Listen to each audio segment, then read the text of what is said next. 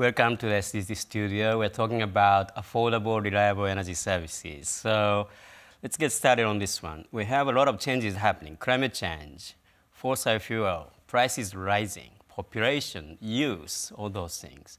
So this energy crisis is affecting all over, and in your countries, in South Africa, Indonesia, how your teams are actually supporting governments to cope with this challenge and turn this one into opportunity. Valerie.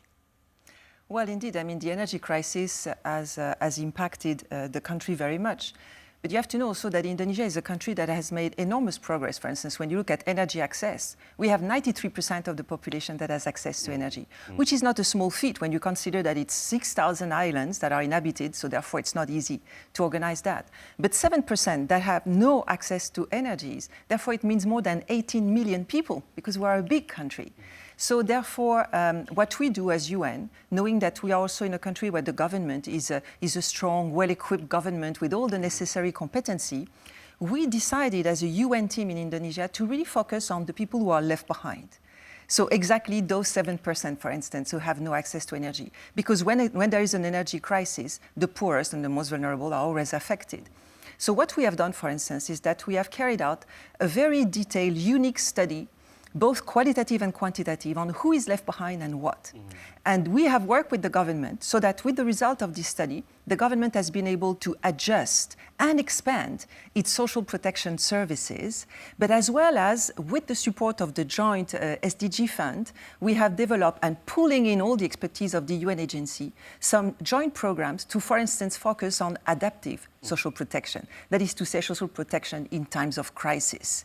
And this has been really an advantage, because then it means that working with the government on the policy, on how to develop a new social protection approach, providing all this expertise has enabled, therefore, the government to help the population face the crisis. And this is really a work that we have done together. And also what we do is that we work with the National Bureau of Statistics to also help them enhance and improve their own collection of data, because, you know, if the people who are left behind are not counted, they don't count. You know, so we need also to identify them.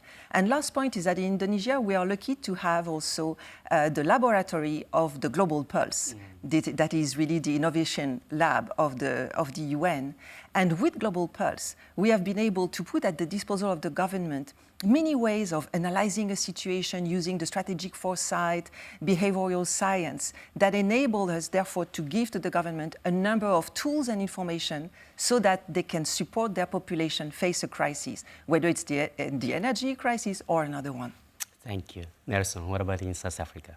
I mean, in South Africa, undeniably, the energy situation is concerning on two fronts.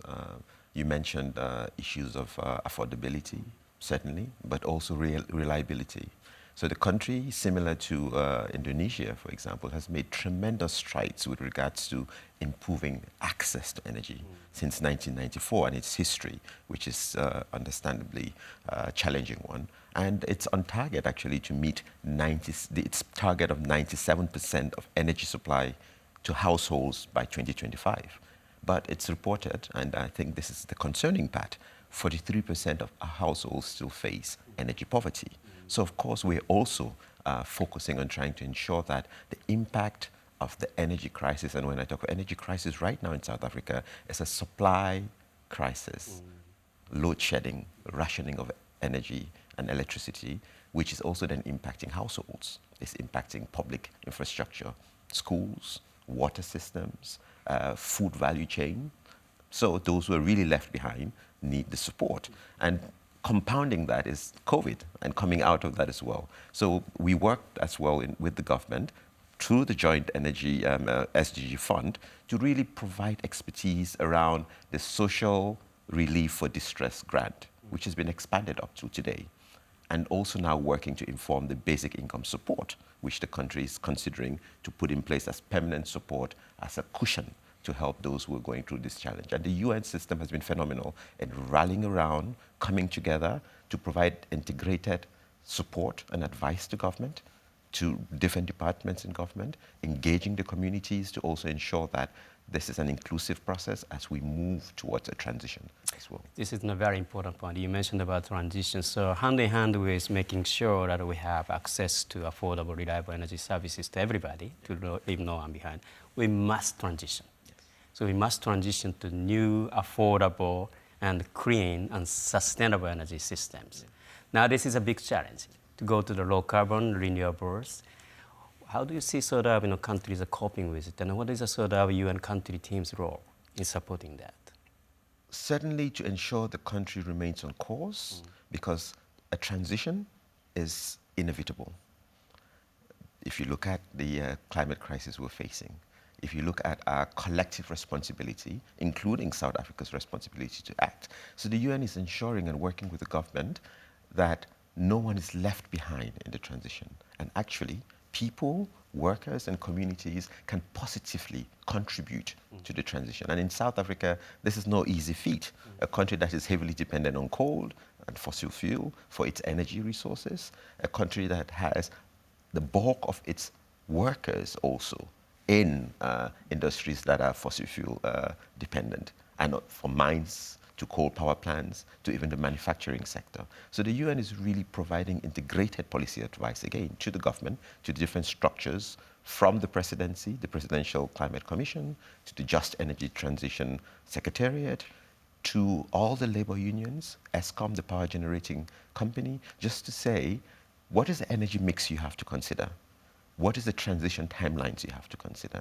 But how, most importantly, you involve people. So the UN fosters consultations. The UN is also advocating with regards to energy systems that potentially will also benefit those who currently do not have reliable access. So microgrids, wind, solar in remote parts of the country. The UN is also looking at the manufacturing sector, because that's also contributing significantly to the challenge. So what sorts of policy interventions need to be put in place?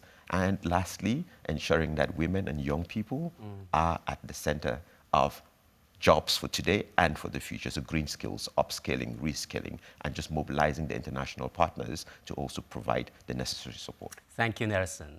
What about you, Valerie? Well, ditto. I would say we are in a similar situation. Indonesia is a country that 70% of its electricity is produced by coal as of today. So it means that, yes, the transition is an imperative because the level of pollution is enormous. But it's a country that has high ambition because it wants to be the fourth economic power in 2045. So it means that the whole economy has to be transformed along this transition of energy. And that's why, at the level of the UN, we work on the two fronts. First, the energy transition, equal to South Africa, we work on the just energy transition, so therefore working to help the government to look at the situation of workers, upskilling, reskilling, everything that Nelson has mentioned, we do have the same approach. But also looking at the transformation of the economy, so that the economy of tomorrow, the one that will lead the country to be the fourth economic power in the world in 2045, will not be dependent on natural resources, but will be dependent maybe on human resources. So what we have done, pulling together the strength of the UN, was really to have all the agencies together, putting together a one strategy on sustainable energy that really tackled the nexus energy, poverty, gender equality, as well as climate action. And last point is that we're also working on the financing of the SDGs, because all this needs money. And we have developed some projects whereby we support the government in issuing SDG bonds, green bonds, blue bonds. And right now we have actually contributed, for $1 invested, to $250 generated for the SDGs. Valerie, Nelson, thank you very much. Fascinating conversation. Thank you so much for having us. Thank you.